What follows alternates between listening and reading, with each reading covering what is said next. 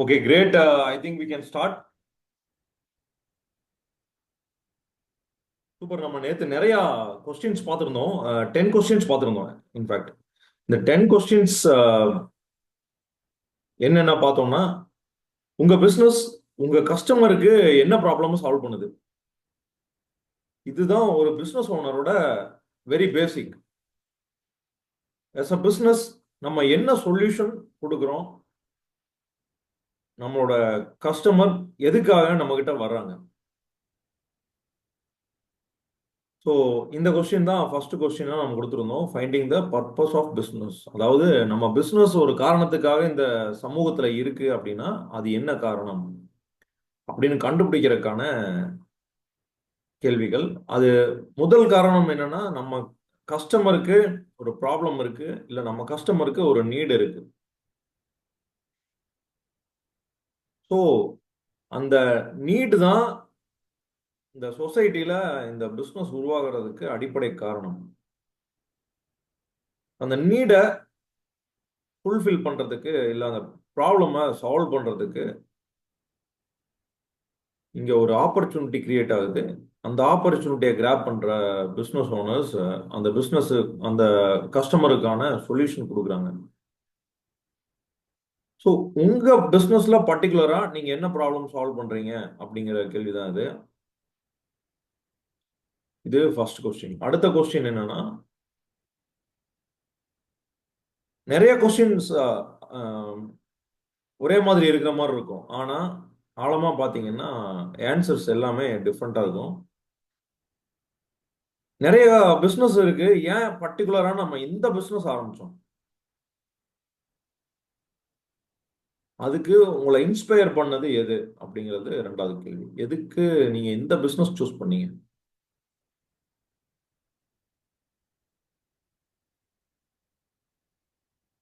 பணத்துக்காகன்னு நம்ம பொதுவா நினைப்போம், ஆனா இட்ஸ் நாட் ஃபார் மணி. ஏதாவது ஒரு காரணம், ஏதாவது ஒரு இம்பாக்ட் நம்ம லைஃப்ல இருக்கும். அது வந்து நம்மளை இன்ஃப்ளூயன்ஸ் பண்ணி இந்த பிசினஸ்குள்ள வர வச்சிருக்கோம். அது சுச்சுவேஷனா இருக்கலாம், இல்ல நம்மளை சுத்தி இருக்கிற பீப்புளா இருக்கலாம், நம்ம ஃபேமிலியா இருக்கலாம். மூணாவது கொஸ்டின் என்னன்னா, நீங்க உங்க பிசினஸ்ல எடுக்கிற டெசிஷன்ஸ்க்கு என்ன அடிப்படை, எதை பேஸ் பண்ணி டெசிஷன்ஸ் எடுக்கிறீங்க, உங்களுடைய வேல்யூஸ் என்ன, எதுக்கு இம்பார்ட்டன்ஸ் கொடுக்குறீங்க.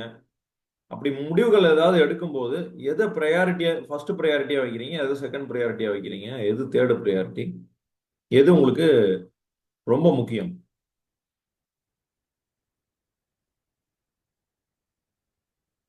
குறிப்பா உங்க வேல்யூஸ் என்ன பிசினஸ்ல. இது வந்து தேர்டு கொஸ்டின். அடுத்தது, உங்க பிசினஸ் மூலமா இந்த சொசைட்டில அல்லது ஈவன் உங்க இண்டஸ்ட்ரியில என்ன இம்பாக்ட கிரியேட் பண்ண போறீங்க. பர்டிகுலரா நம்ம பிராண்ட் அல்லது நம்ம business as a company, as an organisation, நம்ம என்ன மாற்றத்தை, என்ன தாக்கத்தை இந்த சமூகத்துல ஏற்படுத்த போறோம்.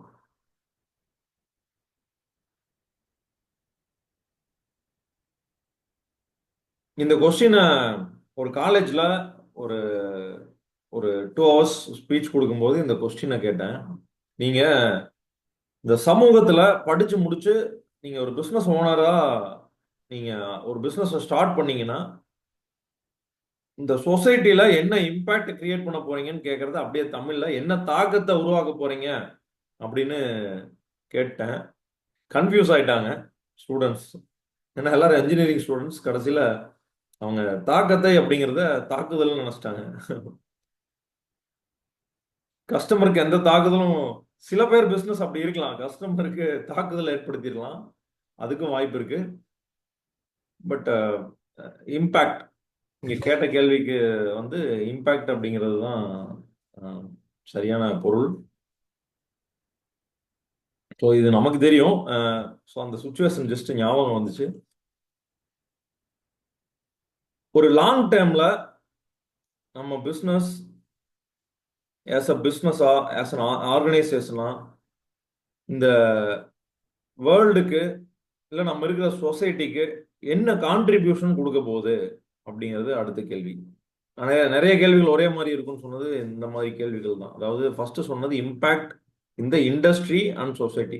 ரெண்டாவது சொன்னது அகைன் சொசைட்டி தான், but contribution is different from impact. நம்ம நம்ம கான்ட்ரிபியூஷன்ங்கிறது நம்ம நேரடியான பங்களிப்பு என்ன அப்படிங்கிறது.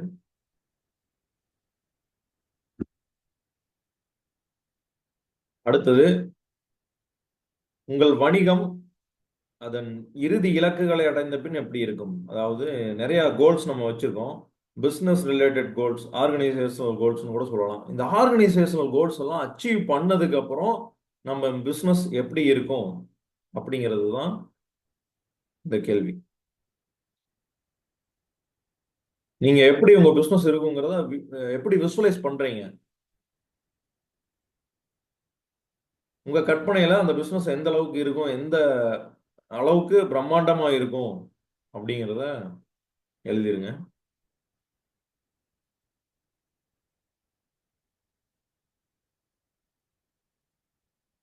அடுத்த கேள்வி வந்து, உங்கள் வணிகத்தின் முதன்மை பயனாளிகள் யார்? அவர்கள் எவ்வாறு பயனடைகிறார்கள்? ஃபர்ஸ்ட் பெனிஃபிஷியர்ஸ். நம்ம பிஸ்னஸோட எண்ட் யூசர், கஸ்டமர் எப்படி வேணாலும் இருக்கலாம். ஃபர்ஸ்ட் யார் வந்து பயனடைகிறார்கள், அவங்க எந்த மாதிரி பயன் அவங்களுக்கு கிடைக்குது, எந்த மாதிரி யூஸ் அவங்களுக்கு இருக்கு?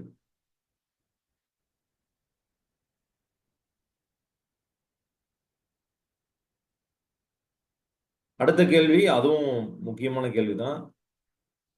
Unique selling proposition. உங்கள் வணிகம் உங்கள் போட்டியாளர்களிடமிருந்து எவ்வாறு வேறுபடுகிறது? நம்ம பிசினஸ் மட்டும் என்ன டிஃபரெண்ட்? நம்ம சேம் இண்டஸ்ட்ரியில நம்ம காம்படிட்டர்ஸ் கிட்ட இருந்து நம்ம பிசினஸ் எந்த விதத்துல டிஃப்ரெண்டா இருக்கு, எந்த விதத்துல யூனிக்கா இருக்கு? அது உங்க சர்வீஸ் யூனிக்கா இருக்கலாம், இல்ல உங்க ப்ராடக்டே யூனிக்கா இருக்கலாம்,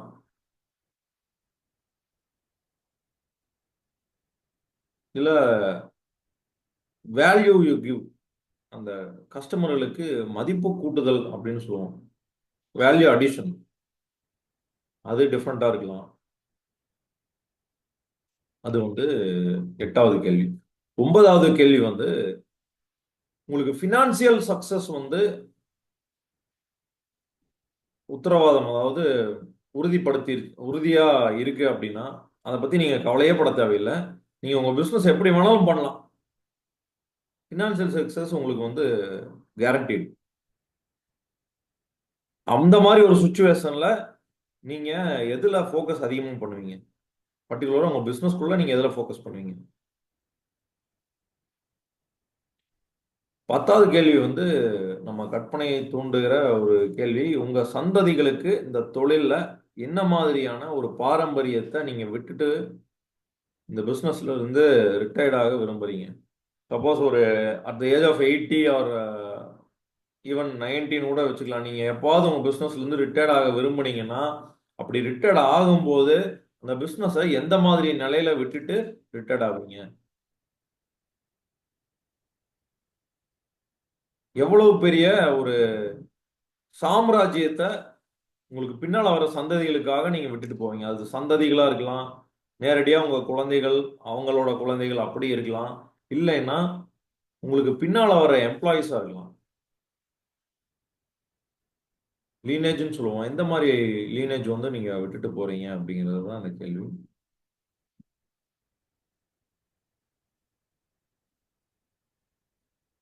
பட் வித் திஸ் நம்ம கிளியரா ஒரு ரிவ்யூ பார்த்தோம். அடுத்தது இன்னைக்கோட டாபிக் உள்ள போயிடலாம். இன்னைக்கோட டாபிக்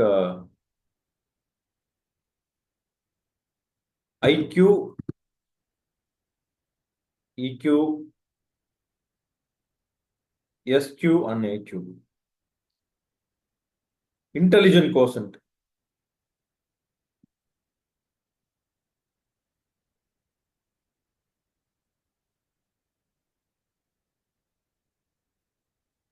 ஐக்யூ வந்து ஒவ்வொரு பர்சனுக்கும் டிஃப்ரெண்டா இருக்கும்.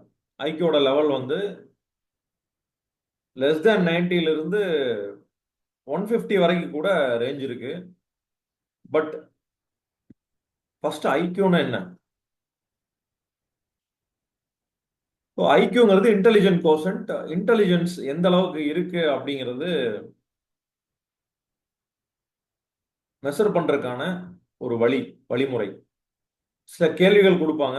அந்த கேள்விகள்ல லாஜிக்கல் கொஸ்டின்ஸ் இருக்கும், ரீசனிங் கொஸ்டின்ஸ் இருக்கும், ப்ராப்ளம்ஸ் இருக்கும், சால்வ் பண்றதுக்கான சினாரியோஸ் இருக்கும். ஸோ இந்த மாதிரி ப்ராப்ளம்ஸை கொடுத்து, டிஃப்ரெண்ட் சினாரியோஸ் கொடுத்து, லாஜிக்கலா சில கொஸ்டின்ஸ் கொடுத்து, நம்மளோட லாஜிக்கல் திங்கிங், ரீசனிங் எந்த அளவுக்கு இருக்கு, நம்மளோட ப்ராப்ளம் சால்விங் எபிலிட்டி என்ன அப்படிங்கிறத மெஷர் பண்ணக்கூடிய ஒரு அளவு தான் வந்து ஐக்யூ, இன்டெலிஜென்ட் கோஷன்ட். ஸோ அந்த இன்டெலிஜென்ட் கோஷன்ட், அந்த அளவீடு வந்து 90ல இருந்து 120க்குள்ள இருந்ததுன்னா, 90 to 119 இருந்ததுன்னா, ஒரு ஆவரேஜ் ஹெல்தி ஹியூமனோட இன்டெலிஜென்ஸ் லெவல் தான் வந்து 90 to 119 ஐக்யூ. இதுவே வந்து ஐக்யூ வந்து 120 to 129 இருந்துச்சுன்னா, ஒரு இன்டெலிஜென்ட் பர்சனோட ஐக்யூ லெவல் மோர் தேன் ஆவரேஜ்.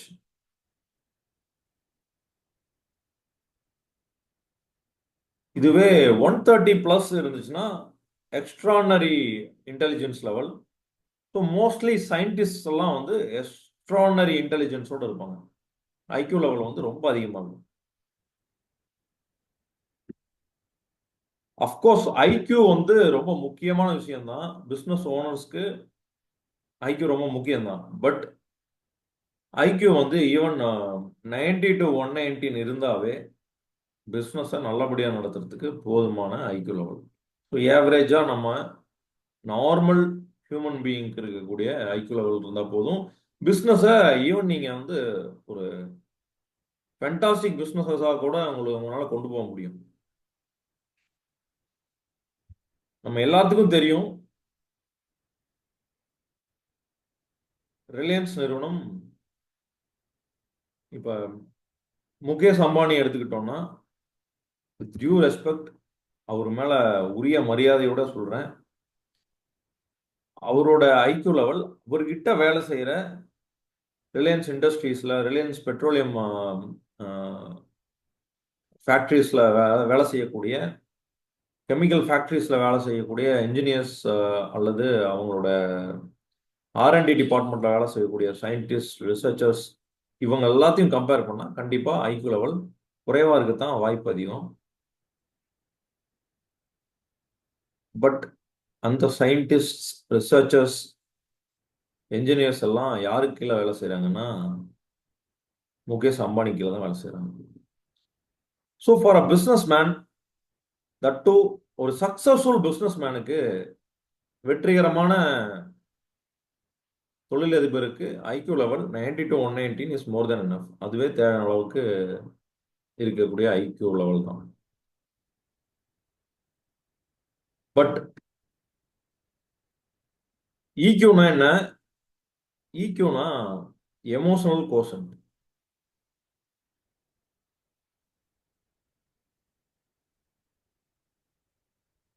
ஸோ இப்போ ரெண்டுக்கும் கம்பேர் பண்ணா, as a business man or business woman, நீங்க என்ன நினைக்கிறீங்க? ஐக்யூ முக்கியம் நினைக்கிறீங்களா இல்ல ஈக்யூ முக்கியம் நினைக்கிறீங்களா?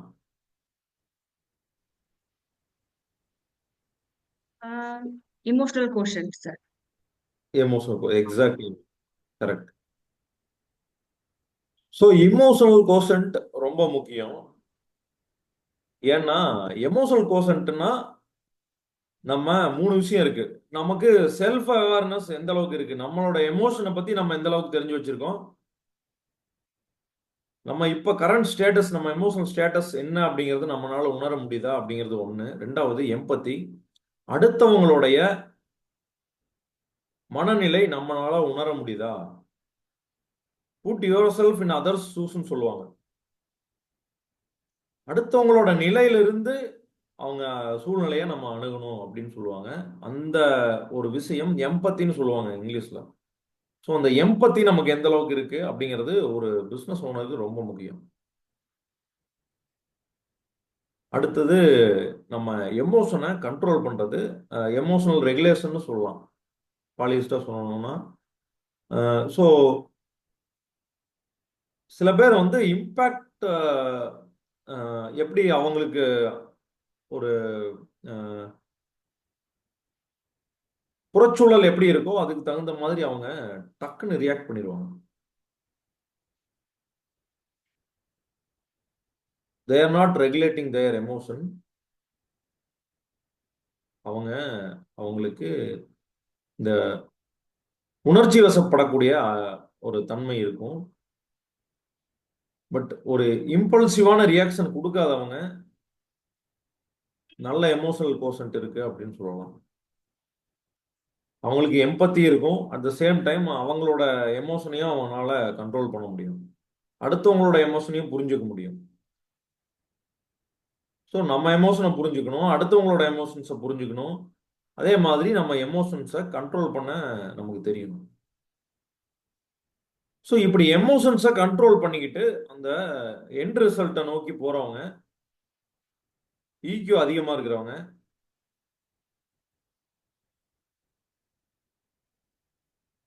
அவங்க வந்து பிஸ்னஸ் ஓனர்ஸா இருக்கும்போது அவங்க ஐக்யூ அதிகமா இருக்கிறவங்க கிட்ட வேலை வாங்குறாங்க ஈஸியா. ஸோ ஐக்யூ அதிகமா இருந்து ஒருவேளை ஈக்யூ குறைவா இருந்ததுன்னா, ஐக்யூ அதிகமா இருக்கிறவங்க ஈக்யூ அதிகமா இருக்கிறவங்க கிட்ட வேலை செய்வாங்க. பட் அதுக்கு மேல ஒண்ணு இருக்கு, அதுதான் வந்து சோசியல் கோஷன்ட்.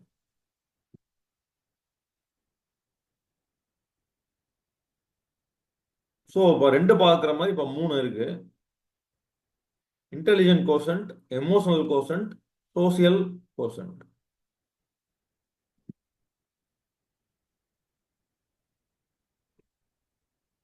ஸோ சோசியல் கோஷன்ட்டுக்கு முக்கியமான பேராமீட்டர் என்னன்னா, அவர் ஒரு ஆக்டிவ் லிசனரா இருக்கணும். இது ஃபர்ஸ்ட் பேராமீட்டர். ஒரு லிசனரா இல்லையா, ஃபுல் அட்டென்ஷன் கொடுத்து அவங்க கிட்ட பேசுறவங்க பேசுறவங்க என்ன பேசுறாங்கன்னு கேட்கிறாரா, அவங்கள ஃபுல்லா அண்டர்ஸ்டாண்ட் பண்ணிக்கிறாரா, இது first thing.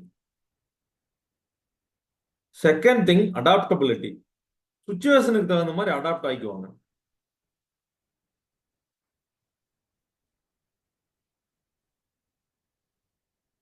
Third thing networking, இவங்களுக்கு நெட்வொர்க்கிங் சூப்பரா வரும், இந்த சொசைட்டியோட ஈஸியா ஜெல் ஆயிருவாங்க, இந்த சொசைட்டியோட எளிமையாக சமூகத்துல அவங்க கலந்துருவாங்க. அதே மாதிரி ஒரு group of people, mass people வந்து அவங்களால கண்ட்ரோல் பண்ண முடியும், இன்ஃப்ளூயன்ஸ் பண்ண முடியும். ரொம்ப சோசியல் கோஷன்ட் அதிகமா இருக்கிறவங்க சாதாரணமா ஒரு குரூப் ஆஃப் பீப்புளை இல்ல பப்ளிக்கை இன்ஃப்ளூயன்ஸ் பண்ணிடுவாங்க.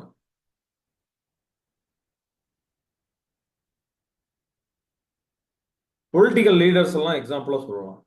ஸோ ஒரு நல்ல லீடரா இருக்கணும்னா சோசியல் கோஷன்ட் நல்லா இருக்கணும். To become successful business man or business woman, கண்டிப்பா நமக்கு வந்து சோசியல் கோஷன்ட் அதிகமா இருக்கணும். ஆனா இந்த மூணையும் தாண்டி வேற ஒன்று இருக்கு. ஸோ அதுக்கு முன்னால ஈவன் இன்டெலிஜென்ட் கோஷன்ட் அதிகமா இருக்கு, நமக்கு எமோஷனல் கோஷன்ட்டும் அதிகமா இருக்கு. இருந்தாலும் குரூப் ஆஃப் பீப்புளை நம்மளால இன்ஃப்ளூயன்ஸ் பண்ண முடியல, இம்பாக்ட் கொடுக்க முடியல, இல்ல ஒரு குரூப் ஆஃப் பீப்புள் நம்ம சொல்றது கேட்க தயார் இல்லை.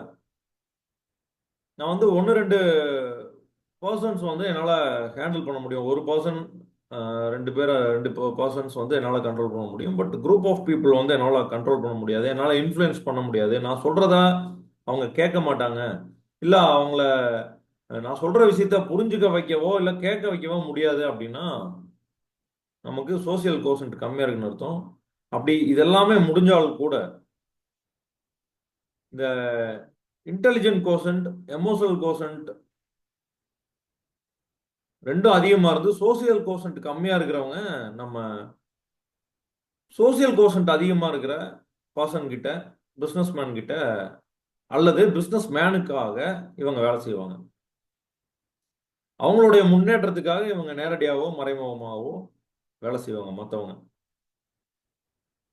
பட் இந்த மூணும் அதிகமா இருந்தா கூட சம்டைம்ஸ் வாழ்க்கையில சிக்கலான சூழ்நிலை வரும்போது டிஃபிகல்ட் சுச்சுவேஷன்ஸ் என்ன சொல்லுவோம், அட்வர்சிட்டின்னு சொல்லுவோம். ஸோ இந்த டிஃபிகல்ட் சுச்சுவேஷன்ஸ்ல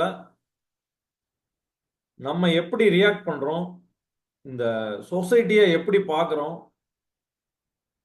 நமக்கு வர்ற பிரச்சனைகளை எப்படி எதிர்கொள்றோம், சூழ்நிலைகளுக்கு எப்படி ரெஸ்பாண்ட் பண்றோம், இதெல்லாம் வச்சு ஒரு மெஷர்மெண்ட் இருக்கு, அட்வர்சிட்டி கோஷன்ட்னு சொல்லி. So a person has more adversity quotient will be a successful person. எப்படின்னா, வெற்றிங்கிறது எல்லாத்துக்கும் உடனே கிடைக்கிறது கிடையாது. நிறைய தோல்விகளுக்கு அப்புறம் தொடர்ந்த முயற்சி செஞ்சுட்டு இருக்கிறதுனால ஒரு மனிதனுக்கு வெற்றி வரும். ஸோ என்னதான் நமக்கு வந்து இன்டெலிஜென்ஸ் அதிகமாக இருந்தாலும், எமோஷனை நம்ம ஈஸியாக கண்ட்ரோல் பண்ணாலும், இந்த சொசைட்டிலேயே ஒரு பெரிய இன்ஃப்ளூயன்சராக இருந்தாலும் கூட ஒரு முறை விழுந்துட்டோம்னா அதை பார்த்து பயந்துட்டோம், ஃபியூச்சரை பற்றி பயம் இருக்கு நமக்கு, நம்மளால சாதிக்க முடியுமா முடியாதாங்கிற சந்தேகம் இருக்கு அப்படின்னா நம்மளால வெற்றி பெற முடியாது. அந்த தோல்வியிலிருந்து ஒரு தடவை தோல்வி அடைஞ்சிட்டா அந்த தோல்வியிலிருந்து மீண்டு வர முடியாது.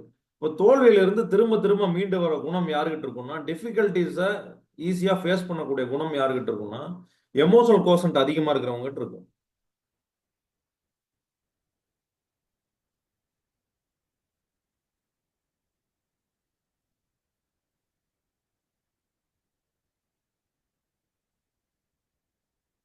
ஸோ ஒரு டிஃபிகல்ட்டான சுச்சுவேஷன் அட்வர்சிட்டிஸ்ன்னு சொல்லுவோம். அட்வர்சிட்டிஸை எப்படி ஹேண்டில் பண்றாங்களோ அதை பொறுத்து தான் அவங்க விடாமுயற்சி அவங்க கிட்ட இருக்கா இல்லையாங்கிறது.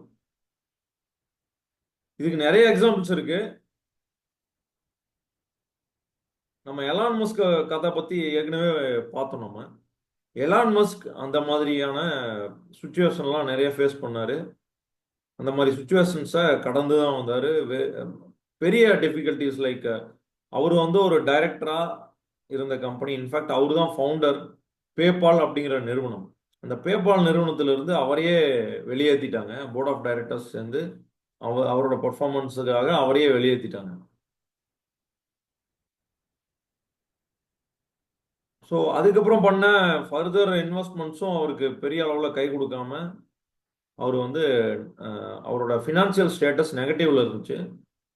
ஸோ அதுலேருந்து அவர் மீண்டு வர்றதுக்கு முக்கியமான காரணம் என்னன்னா, அவருக்கு வந்து அட்வர்சிட்டி கோஷன்ட் அதிகம்.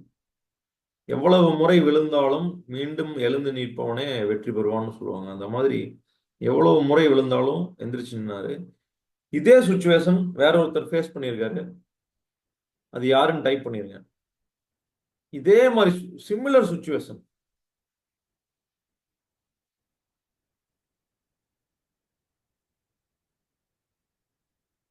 அன்மியூட் பண்ணிக்கிட்டு கூட சொல்லலாம்.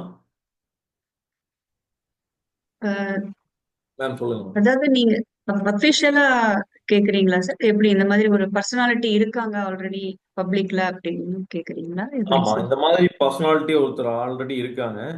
அதாவது தான் உருவாக்கின நிறுவனத்திலிருந்தே மற்ற டைரக்டர்ஸ்னால வெளியேற்றப்பட்டவர். ஆனா மீண்டும் அவர் வந்து வாழ்க்கையில வெற்றி பெற்றார் பெரிய அளவில். எலான் மஸ்க் பேபால்ல இருந்து வெளியேற்றப்பட்ட மாதிரி அதுக்கப்புறம் அவர் வந்து எப்படி அவரு வாழ்க்கையில பிசினஸ்ல எப்படி பெரிய இடத்துக்கு வந்தாரோ அதே மாதிரி இன்னொருத்தர் வந்திருக்காரு.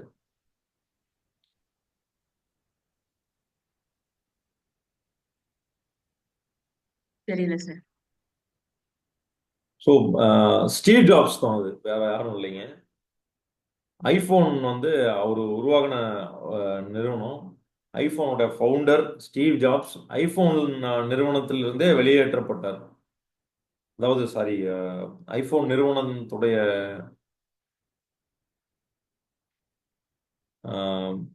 டைரக்டரா, அந்த நிறுவனத்துடைய டைரக்டரா இருந்தவர். ஒன் ஆஃப் த டைரக்டரா இருந்தாரு. One of the directors. Yes, Steve Jobs தாங்க.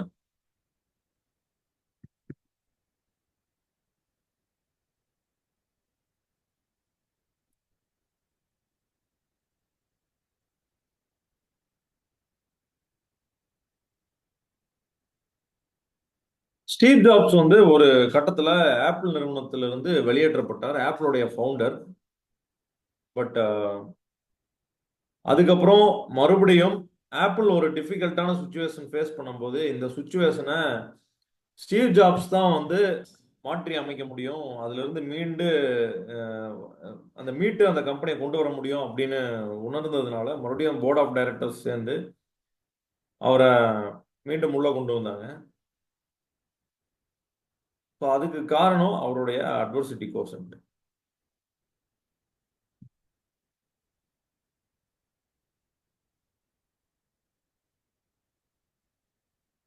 இப்போ நம்ம ஐக்யூ, இக்யூ, எஸ்கியூ, ஏக்யூ பத்தி பார்த்தோம், எது முக்கியம் அப்படிங்கிறத பத்தி பார்த்தோம். அட்வர்சிட்டி கோஷன்ட் எல்லாத்த விட ரொம்ப முக்கியம். அந்த காலத்துல ஒரு கதை சொல்லுவாங்க, அஷ்டலட்சுமியும் ஒரு காலத்துல வந்து ஒருத்தருடைய அஹ், சிரமமான சூழல்ல இந்த எல்லா லட்சுமியும் உங்க வீட்ல இருந்து போயிடும். இப்ப ஒரே ஒரு லட்சுமி மட்டும் நீங்க வச்சுக்கலாம், அது எந்த லட்சுமி அப்படின்னு நீங்க முடிவு பண்ணுங்க அப்படின்னு சொல்லி ஒரு பெரியவர்கிட்ட சொன்னாங்க. அவர் ஒரு பெரிய பணக்காரர்.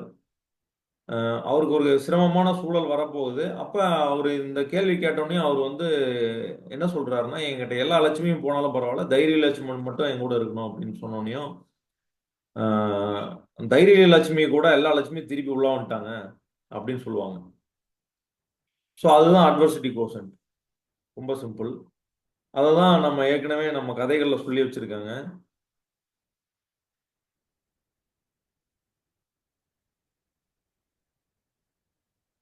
சூப்பர். அடுத்த ஒரு முக்கியமான கேள்வி,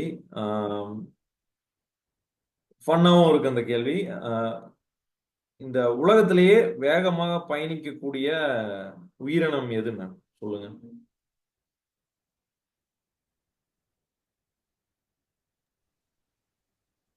ஃபிஷ். ஃபிஷ். ஓகே. வேற ஏதாவது கெஸ் இருக்குங்களா? வேற கெஸ் இருக்கா? வேற ஏதாவது கெஸ் பண்றீங்களா?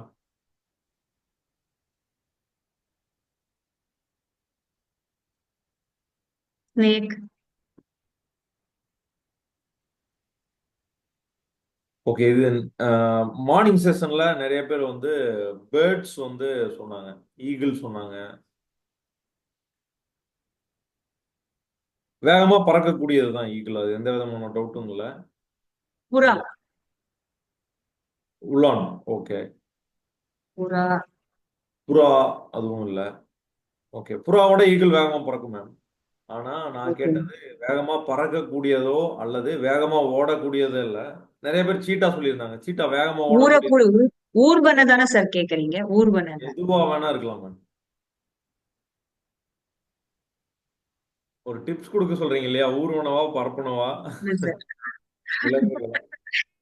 இல்ல, லிசர்ட். ஐ மீன் ஸ்னேக் வந்து ரொம்ப ஃபாஸ்டா போகும். நான் பார்த்திருக்கேன். அது ஒரு ஒரு மேம், க்ஷணத்துல இப்படி சீட்டா இப்படின்னு விட கண்ணை மூடி. சீட்டாவோட சீட்டாவோட இப்போ லேண்ட்ல வேகமா ஓடக்கூடிய விலங்கு வந்து சீட்டா தான்.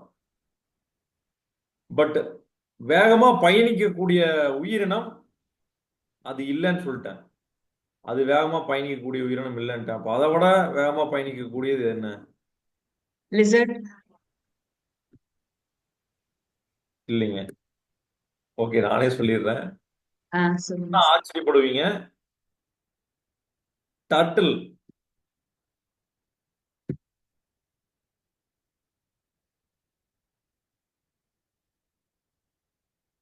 டர்ட்டில் தான் வேகமா பயணிக்கக்கூடிய உயிரினம்.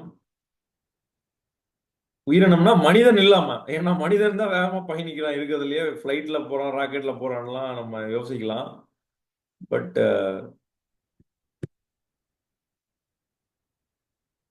நம்ம நமக்கு தெரிஞ்சு வேகமா பயணிக்கக்கூடிய உயிரினம் அது வந்து ஆமை தான். குயிக்கா நான் வந்து ஒரு ஸ்கிரீன் ஷேர் பண்றேன் உங்களுக்கு. ஃபைண்டிங் நீமோ படம் பார்த்திருக்கீங்களா? என்ன படம் சார்? ஃபைண்டிங் நீமோ இல்ல சார். Hollywood movie. கன்சிஸ்டன்டா போறதுனால அது அப்படியா?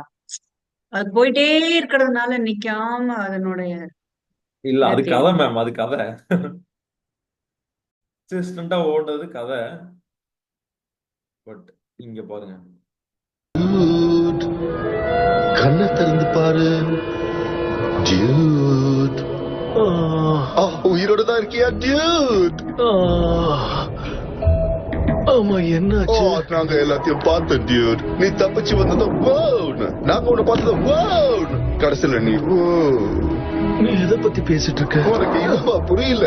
ஜெல்லிஃபிஷ் கூட சண்டை போட்டல, அதனால தான் தலை சுத்தி மயக்கம் போட்டு கீழே விழுந்துட்ட. என் பயத்தை கலக்குது. நீ பாட்டுக்கு வந்து எடுத்து வைக்காத, இப்பதான் என் ஓடுக்கு பாலிஷ் பண்ண. Mister turtle. Oh dude, mister டர்ட்டில்ங்கிறது என் அப்பா. என் பேரு கிரஷ். கிரஷ்? நிஜமாவா? ஓகே கிரஷ், நான் ஈஸ்ட் ஆஸ்திரேலியன் கரண்ட்டுக்கு, அதாவது கிழக்கு ஆஸ்திரேலிய கடல் நீரோட்டத்துக்கு போகணும். ஈஎஸ்சிக்கு. நீ பாத்து மேம், இந்த படத்துல அமெரிக்காஸ்ல இருந்து ஆஸ்திரேலியா போகுது இந்த ஃபிஷ். ஆக்சுவலா இதுலதான் டிராவல் பண்ணிக்கிட்டு இருக்க. கண்ணை திறந்து பாரு.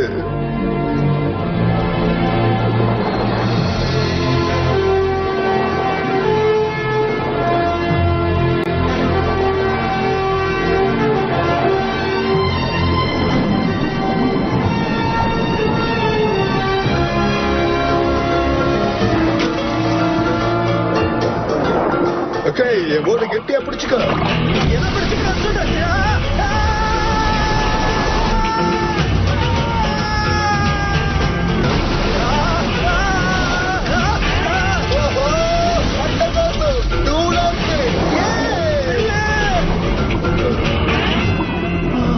சரி, கிழக்கு ஆஸ்திரேலிய கடல் நீரோட்டத்துக்கு நீ எதுக்காக வந்த? அதுவா, டோரி நானும் சிட்னிக்கு போயிட்டு இருந்தோம். டோரி டோரி டோரி எப்படி இருக்கா? அந்த நீல மீன் தானே? கொஞ்சம் அங்க கீழே பாரு dude. Dory Dory Dory. Oh Dory. என்ன தயவு செஞ்சு மன்னிச்சிடு. இது என்னோட தப்புதான். எல்லாமே என்னோட தப்பு. 20 29 30. நீங்க ரெடியா இல்லையோ? நான் வரேன். உங்களை கண்டுபிடிச்சேன். எங்க என்ன பிடிங்க பாங்க. நான் பிடிச்சேன். அருமையா மட்டும் அடிக்கிறேன். நல்லா ஊஞ்சலாடுறியே.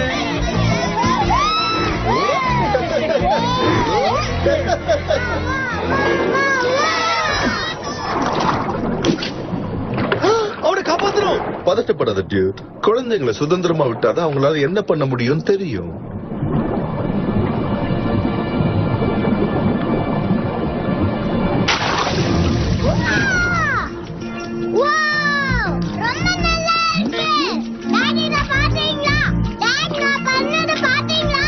நீ பண்ணத பார்த்து நான் அசந்து போயிட்டேன் ஸ்குவேர்.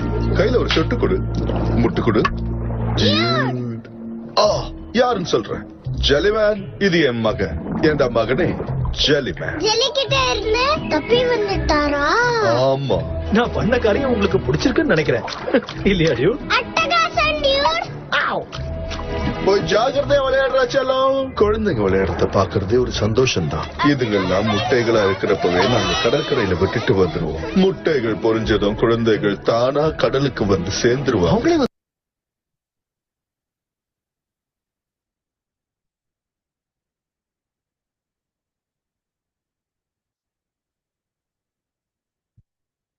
சூப்பர். சோ இதுல என்ன தெரிஞ்சுக்கிட்டீங்க?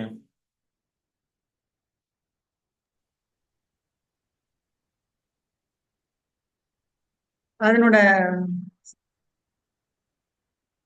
அந்த மைண்ட் செட் அண்ட் ஒரு கான்ஃபிடன்ஸ். எஸ். ஓகே. ரொம்ப லைட்டா ஒரு பிளேஸ் டு இன்னொரு பிளேஸ், அதனால போக முடியாது. எதனால மேம், எதனால போக முடியுது? ஈஸியா எடுத்துக்கிறது. லைக் இது நம்மளால முடியும், இது அதாவது இல்ல அது எதையுமே திங்க் பண்ணல. அந்த இலக்கு அதை மட்டுமே இது பண்ணி போறதுனாலயா? இல்ல நானே எக்ஸ்பிளைன் பண்ணிடுறேன். ஸோ மறுபடியும் அந்த சீன்ல ஒரு பார்ட்டை காட்டினா பெட்டர்னு நினைக்கிறேன். ஓகே. ஸோ மறுபடியும் காட்டணுங்களா? இல்ல அது ஆக்சுவலா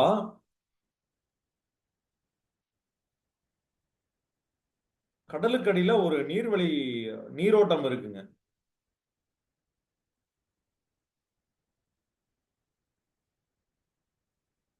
ஒரே நிமிஷம், அதை எடுத்துடுறேன் மறுபடியும்.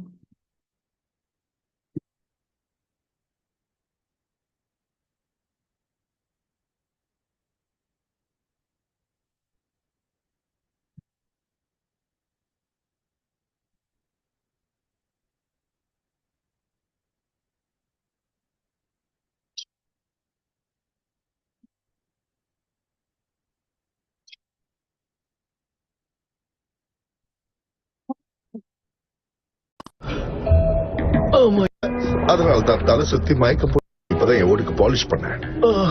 Mister turtle. Oh dude, mister டர்ட்டில்ங்கிறது என் அப்பா. என் பேரு கிரஷ். கிராஷ்? நிஜமாவா? ஓகே கிராஷ், நான் ஈஸ்ட் ஆஸ்திரேலியன் கரண்ட்டுக்கு, அதாவது கிழக்கு ஆஸ்திரேலிய கடல் நீரோட்டத்துக்கு போகணும். அது என்ன கேக்குதுன்னா, கிழக்கு ஆசிய கடல் நீரோட்டத்துக்கு போகணும்னு கேக்குது இல்லைங்களா? ஆமா. Dude, நீ இப்ப அதுலதான் டிராவல் பண்ணிக்கிட்டு இருக்க. கண்ணை திறந்து பாரு. விழிப்புணர்வோட இருக்கு, அதனாலயா?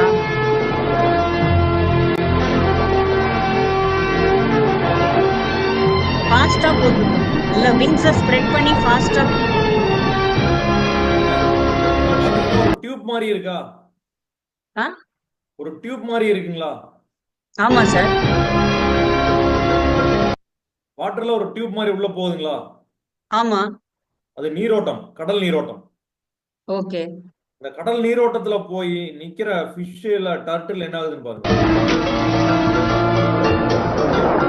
ஓகே, என் ஓட கெட்டியா பிடிச்சுக்க.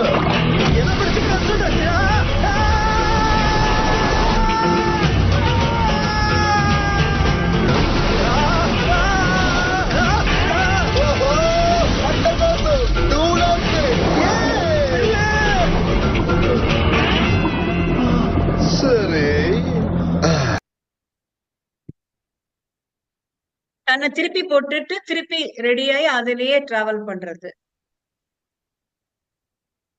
Okay ma'am. கிழக்கு ஆஸ்திரேலிய கடல் நீரோட்டத்துக்கு நீ எதுக்காக வந்த? அந்த நீல மீன் தானே? உங்களை கண்டுபிடிச்சேன்.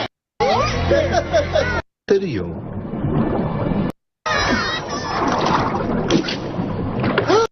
நீரோட்டத்துக்கு வெளியே போயிடுச்சுங்களா? ஆமா. அவனை காப்பாத்தணும். பதட்டப்படாத டியூட். குழந்தைங்களை சுதந்திரமா விட்டாதான் அவங்களால என்ன பண்ண முடியும் தெரியும்.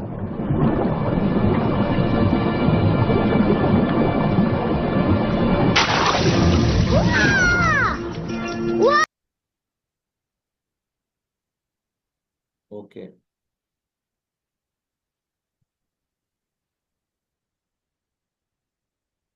Okay ma'am. அது ஒரு நீரோட்டம், கடல் வழியில ஒரு நீரோட்டம் இருக்கு. அந்த நீரோட்டத்துல போய் நின்னா ஆமைகளை வந்து அந்த நீரோட்டம் தூக்கிட்டு போயிருது ஒரு இடத்துக்கு.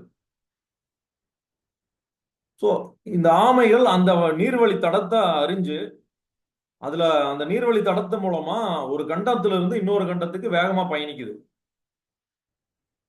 அந்த ஆமைகள் வந்து பெருசா, நீங்க மியூட்ல இருக்கீங்க, அந்த ஆமைகள் பெருசா எந்த விதமான எஃபோர்ட்டும் போடாம இந்த நீரோட்டத்தை பயன்படுத்தி ஒரு இடத்துல இருந்து இன்னொரு இடத்துக்கு டிராவல் பண்ணுது. அதனாலதான் இருக்கிறதுலயே ரொம்ப ஃபாஸ்டா டிராவல் ஆகக்கூடிய உயிரினம் ஆமை. ஓகே, யூஸ் பண்ணிக்கிறது, அதாவது அந்த சூழ்நிலையை, அந்த கரண்ட் ஆஃப் ஆப்பர்ச்சுனிட்டியை. ஓஷன். கரண்ட் ஆஃப் ஓஷன், அந்த ஓசனுடைய கரண்ட்டை யூஸ் பண்ணி அந்த ஆமை வந்து டிராவல் பண்றதுனாலதான் இவ்வளவு ஃபாஸ்டா பயணிக்க முடியுது. இல்லைன்னா ஆமையோட கேப்பபிலிட்டி அது கிடையாது. ஸோ அதே மாதிரி இந்த பிரபஞ்சம் எல்லா பவரும் இருக்கக்கூடிய ஒரு விஷயம். இது எல்லா அனிமலும் எப்படி இந்த நீரோட்டத்தை எல்லா ஃபிஷ்ஷும் யூஸ் பண்ண முடியறது இல்லையோ அந்த மாதிரி ஆஹ், எல்லா மக்களும் இதை பயன்படுத்துறது இல்லை. ஆனா அவங்களால முடியும், அவங்களுக்கு கேப்பபிலிட்டி இருக்கு. Either they don't want or they don't know. இந்த பிரபஞ்சத்துடைய நீரோட்டம் மாதிரி இந்த பிரபஞ்சத்தினுடைய ஒரு ஓட்டம், இந்த பிரபஞ்சத்தினுடைய சுழற்சின்னு சொல்லலாம், இந்த பிரபஞ்சத்தினுடைய அந்த இயங்கு நிலை அப்படின்னு சொல்லலாம். அப்ப அந்த இயங்குதல் வந்து மோஷன் ஆஃப் த யூனிவர்ஸ் நம்மளை பொறுத்தளவு நமக்கு கொடுக்கப்பட்ட நம்மளுடைய வாழ்க்கையின் நோக்கம், பிறப்பினுடைய நோக்கம், பர்பஸ் ஆஃப் லைஃப் அப்படின்னு ஒன்று இருக்கு. அதை பத்தி நம்ம பார்த்தோம் இனிஷியலா. ஸோ நம்ம ட்ரீம்ஸ்ல இருந்து ஸ்டார்ட் பண்ணோம். நம்ம ட்ரீம்ஸ் என்ன, அதுக்கப்புறம் நம்ம எண்ணங்கள் பத்தி பேசணும். எண்ணங்கள் பத்தி பேசுனதுக்கு அப்புறம் நம்ம மெதுவா நம்ம பர்பஸ் ஆஃப் லைஃப், நமக்கு என்ன லைஃப்ல நமக்கு பிடிச்ச விஷயம் என்ன, நம்ம எதை செய்யும்போது சந்தோஷமா இருக்கோம், எதை செய்யும்போது நம்ம டயர்டே இல்லாம செய்றோம், நாளைக்கு என்ன வேலை இருக்குன்னா நம்ம உடனே இன்னைக்கு காலையில நம்ம அடுத்த நாள் காலையில யாருமே எழுப்பிடாம எந்திரிக்கிறோம். இந்த மாதிரியான நிறைய கேள்விகள், 11 கேள்விகள் கேட்டிருந்தோம். நம்ம கனவுகள் என்ன, வாழ்க்கையில நமக்கு என்ன ப்ராப்ளம் வந்துச்சு, அதை எப்படி சால்வ் பண்ணோம் நம்ம. அதே மாதிரி அந்த ப்ராப்ளம் அடுத்தவங்களுக்கு வரக்கூடாதுன்னு நினைக்கிறோம். நம்ம அந்த ப்ராப்ளம் அடுத்தவங்களுக்கு சால்வ் பண்ண நம்ம தயாரா இருக்கோம். பணமே கொடுக்கலைனாலும் நம்ம என்ன வேலை செய்ய தயாரா இருக்கோம். இந்த கேள்விகள் எல்லாம் எதனால நம்ம கேட்டோம்னா, நமக்கு இந்த பிரபஞ்சம் கொடுத்த சூழல்கள் என்ன சூழல்ல நம்மளை கொண்டு போய் உட்கார வச்சுது. இந்த சூழல்கள்லாம் நம்ம திரும்ப நம்ம ரிப்பீட் பண்ணணும், அதாவது ஐ மீன் நம்ம ரீகால் பண்ணணும் அப்படிங்கறக்காக இந்த கேள்விகள் எல்லாம் கேட்கப்பட்டுச்சு. அப்ப இந்த கேள்விகள் இதுக்கான பதில்கள் சொல்லும் போது நமக்கு ஆட்டோமேட்டிக்கா இந்த மாதிரியான சுச்சுவேஷன்ஸ் நமக்கு எதுக்கு வந்தது அப்படிங்கிற ஒரு சிந்தனை வரணும். அப்ப நம்ம கனவு, நம்ம பர்பஸ் ஆஃப் லைஃப், அதுக்கப்புறம் இந்த சொசைட்டில இந்த பிசினஸ் இருக்கிறதுக்கான ஒரு அடிப்படை காரணம் அது வந்து கஸ்டமர்ஸோட நீடு. இப்போ அந்த கஸ்டமர்ஸோட நீடு தான் இந்த சொசைட்டில இந்த பிசினஸ் இருக்கு அப்படின்னா, இந்த பிசினஸுக்கு நம்ம வந்திருக்கோம் அப்படிங்கிறது பர்பஸ் ஆஃப் லைஃபோட கனெக்ட் ஆச்சுன்னா, அப்புறம் மேஜர் கனெக்ட் நமக்கு என்னன்னா இந்த கஸ்டமரோட end result. What is the result of feedback, customer? Yes, value. நம்ம வேல்யூ. கஸ்டமருக்கு என்ன வேல்யூ கொடுக்குறோம், அவங்க ரிசல்ட்ல அவங்களுக்கு கொடுக்குற சொல்யூஷன்ஸ்ல நம்ம ஃபோக்கஸ்டா இருக்கோமா? அப்படி ஃபோக்கஸ்டா இருந்தா நம்ம ஏற்கனவே என்ன பார்த்தோம் மேம், பிரபஞ்சத்துக்கும் நமக்கும் என்ன கனெக்ட்னு பார்த்தோம். ஸோ அந்த கனெக்ஷன்ல இந்த பிரபஞ்சமே நம்ம தான் அப்படிங்கிற முக்கியமான விஷயமும் நம்ம பார்த்தோம். எஸ், பார்த்து. We are the- அப்ப we are We the are the universe. We are the universe. Yes. இந்த ஒற்றுமையெல்லாம் பத்தி பார்த்தோம். இதெல்லாம் நம்ம பிரெயின் செல்ஸோட இந்த cluster of galaxies, DNA pattern, கேலக்சிஸோட பேட்டர்ன் எல்லாமே பார்த்தோம். இதுக்கப்புறம் நம்ம என்ன பார்த்தோம்னா வி ஆர் த யூனிவர்ஸ் பார்த்தோம். இப்போ வி ஆர் த யூனிவர்ஸ்னா இந்த விரல்ல ஒரு அந்த மீதி தெரியல, வேண்டி.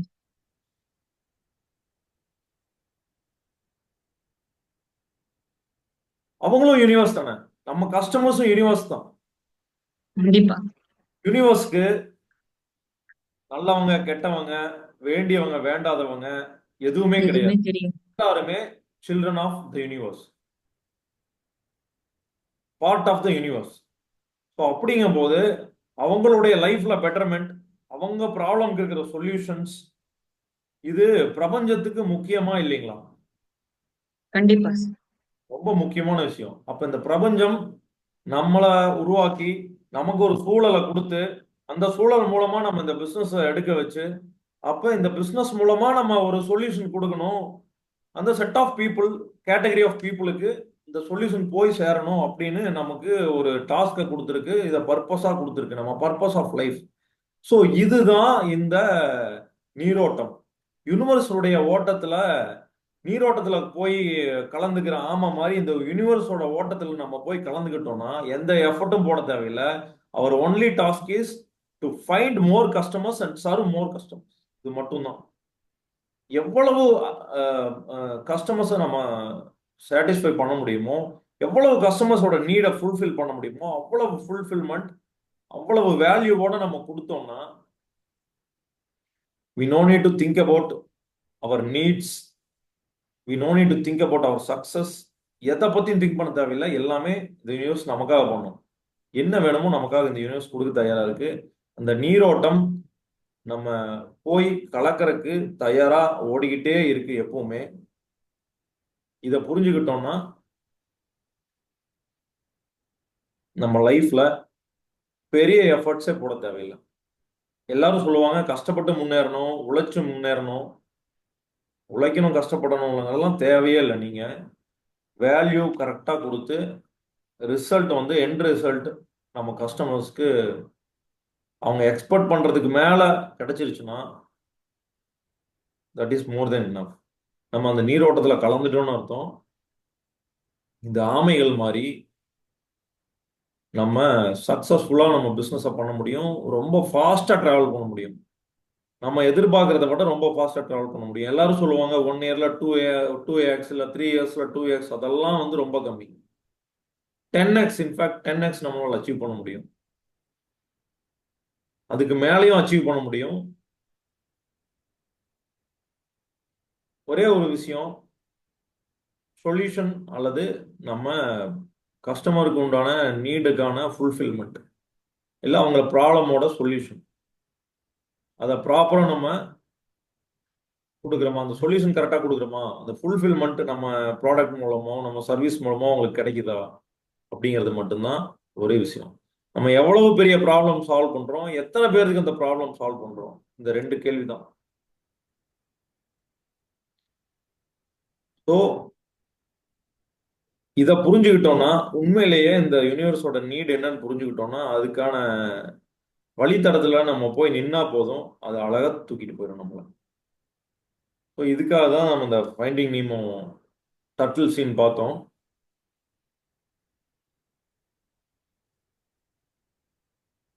முக்கியமான ஒரு விஷயம் சொல்லுவாங்க, என்னன்னா ப்ரிப்பேர்ட்னஸ்.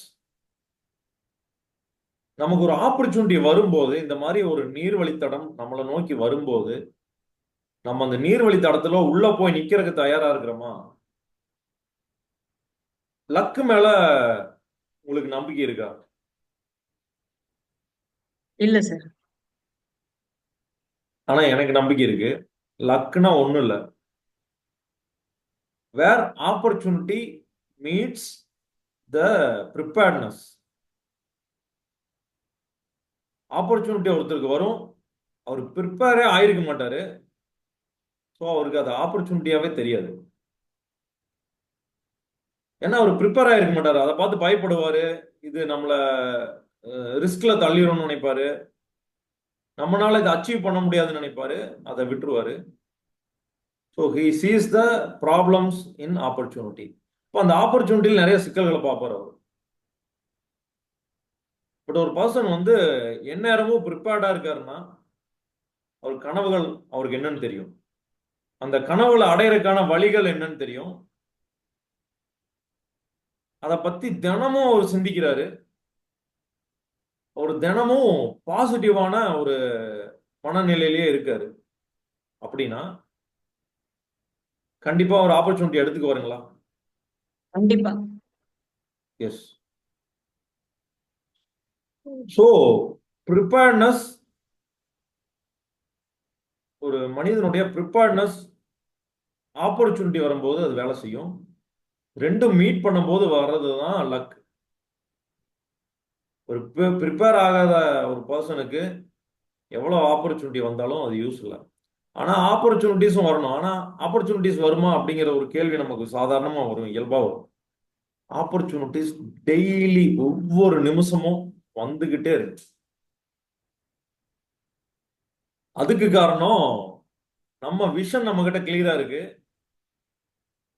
நம்ம நம்ம கிளையண்ட்டுக்கு கரெக்டான சொல்யூஷன், அவங்களோட நீடுக்கு தேவையான சரியான சொல்யூஷன் நம்ம வந்து கொடுக்கறதுக்கு தயாரா இருக்கோம். அதுதான் நம்ம விஷன். ஸோ அதை பத்தி நம்ம அடுத்து பார்க்க போறோங்க. நாளைக்கு மார்னிங் விஷன் பத்தி தான் பேச போறோம். இன்னைக்கு விஷனை பத்தி அதிகமா பேச வேண்டாம். ஸோ அந்த ப்ரிப்பேர்னஸுக்கு முக்கியமான விஷயம், நம்ம மார்னிங் செஷன்ஸ்லாம் நம்ம நிறைய ப்ராக்டிசஸ் எல்லாம் பண்ணிட்டு இருக்கோம். டெய்லியும் வந்து நம்ம ரொட்டீன்ஸ் போரிங்கா இருக்கும். பட் அதை நம்ம தொடர்ந்து ப்ராக்டிஸா பண்ணிட்டு இருக்கோம். அந்த ப்ராக்டிஸ்னால நம்ம எப்பவுமே ப்ரிப்பேர்டாவே இருப்போம். ஸோ அந்த மார்னிங் 5 AM செஷனோட நோக்கமே நம்மள எப்பவுமே அலர்ட்டா வச்சிருக்கிறது தான். இப்போ ஸோ மார்னிங் 5 AM செஷனுக்கு நீங்க ஆல்ரெடி நீங்க ரெடியா இருக்கீங்கன்னு சொல்லியிருக்கீங்க. ஸோ 100% கமிட்டடா.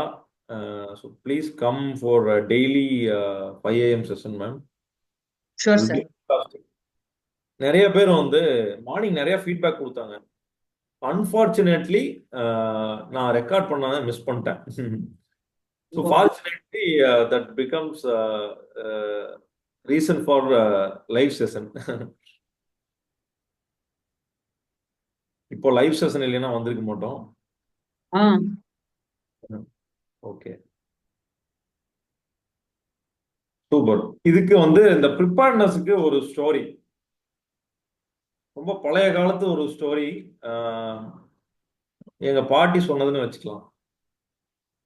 அதாவது ஒரு பெரிய மனுஷன் ஊருக்குள்ள இருந்தாரு. அவர் வந்து நல்ல நேரம் பார்த்து ஒரு செங்கல் எடுத்து வைப்பாரு வீட்டுக்கு.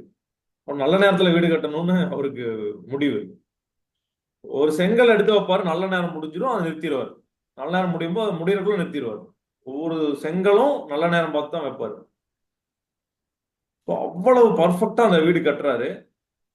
அவரு கட்டின அந்த முறைப்படி கட்டுனா செல்வம் கொளிக்கும், அதிர்ஷ்டம் கூரையை பிச்சுட்டு கொட்டும் அப்படிங்கிறது வந்து ஒரு நம்பிக்கைன்னு வைங்க. அப்ப அந்த மாதிரி நல்ல நேரம் பார்த்து ஒரு செங்கல் எடுத்து வைக்கிறாரு, நல்ல நேரம் பார்த்து ஒரு செங்கல் எடுத்து வைக்கிறாரு. இந்த மாதிரியே எடுத்து வச்சு அவர் வந்து இந்த புதுமனை புகுவிழா அன்னைக்கு இருக்கு. அப்போ புதுமனை புகுவிழா காலையில நல்லா சந்தோஷமா எல்லாரும் குடும்பத்தோட கொண்டாடியாச்சு. எல்லாரும் உள்ள வந்தாச்சு, மகிழ்ச்சி. ஆனா இப்ப அந்த புது வீடுன்னு கொஞ்சம் வேலைகள்லாம் இருக்குன்னு வைங்களேன்.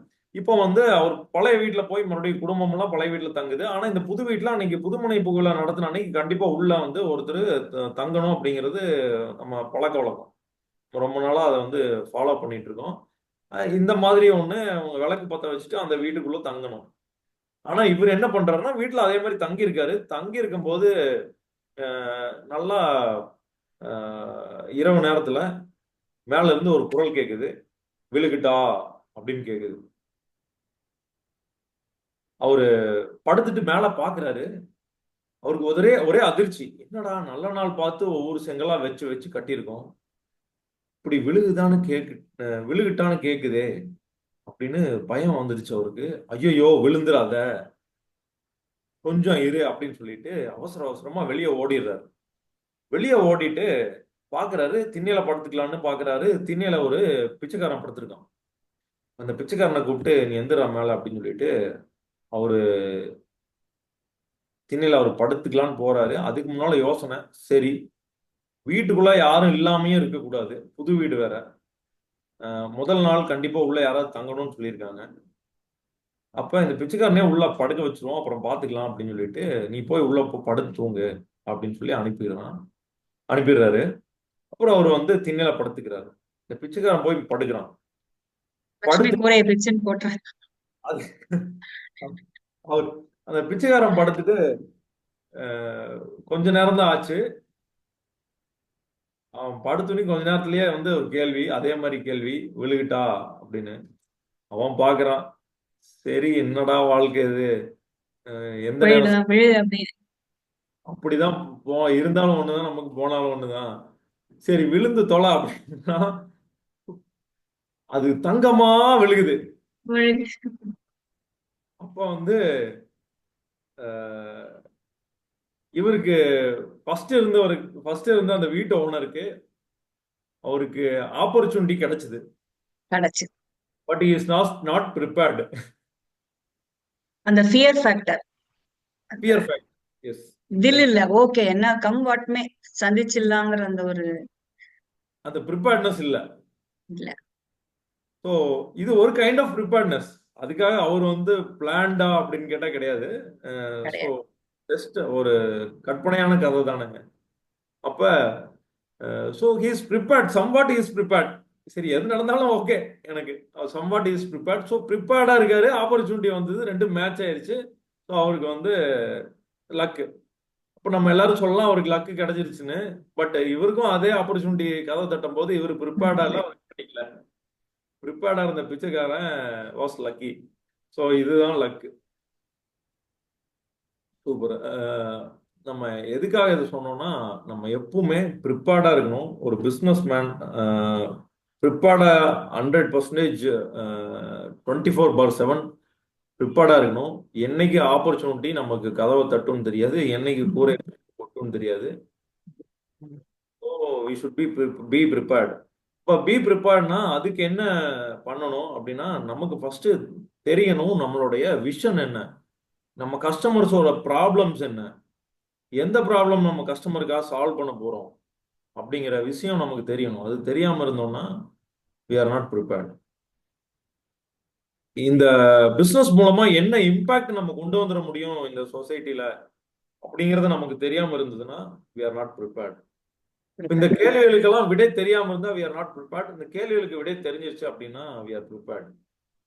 நம்ம கனவுகளை கோல்ஸா மாத்தி அந்த கோல்ஸ நம்ம சரியான வழிமுறைகள் வச்சு டெய்லி ஆக்ஷன் பிளான்ஸா மாத்திட்டோம்னா, இந்த டெய்லி ஆக்ஷன் பிளான்ஸ ஸ்டெப் பை ஸ்டெப், இன்னைக்கு இது பண்ணும், நாளைக்கு அது பண்ணும், நாளான்னைக்கு இன்னொரு வேலை செய்யணும்னு அதை கரெக்டா ஃபாலோ பண்ணோம்னா we can achieve whatever we set as goal. அதுக்கான ஆப்பர்ச்சுனிட்டிஸ் கண்டிப்பா நம்மளை நோக்கி வரும். அது மட்டும் இல்லாம பேபி ஸ்டெப்ஸ்னு சொல்லுவாங்க. Power of baby step is incredible.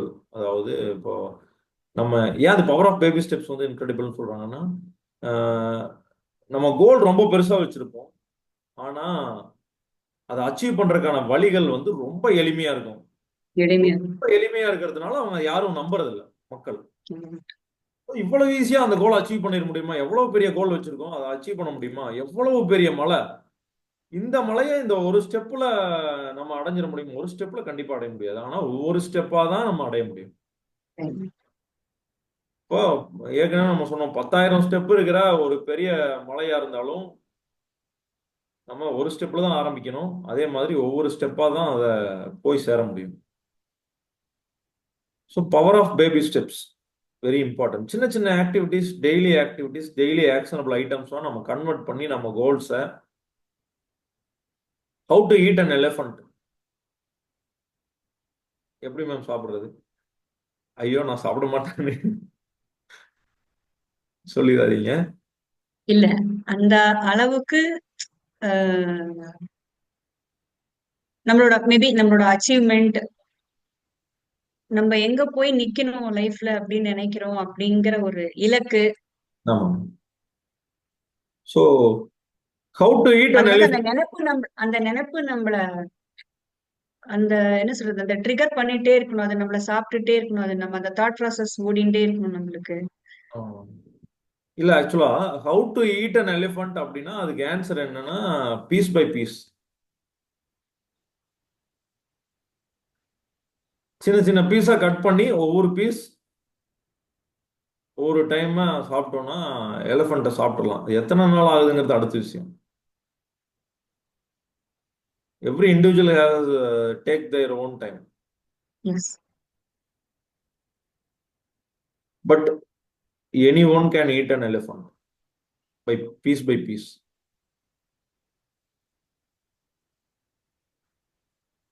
Okay ma'am. So அதுதான் நம்ம preparedness. What is our goal, what is the piece we have to eat today, அவ்வளவுதான். ரெண்டு தான். What is our elephant, which piece we are going to take today. So இது அது மட்டும் இல்லாம நம்ம டெய்லியும் அதை வந்து சில ப்ராக்டிசஸ் ரொட்டீன்ஸ் இருக்கு. அந்த ரொட்டீன்ஸை வந்து டெய்லி நம்ம 5 AM செய்ய போறோம். மேபி மண்டேல இருந்து ஸ்டார்ட் பண்ணலாம். ஸோ 5 AM செஷன் கண்டிப்பா அட்டன் பண்ணுங்க. Yes, அது sir. பெரிய ஒரு லைஃப்ல ஒரு மைல் ஸ்டோனா இருக்கும். கண்டிப்பா.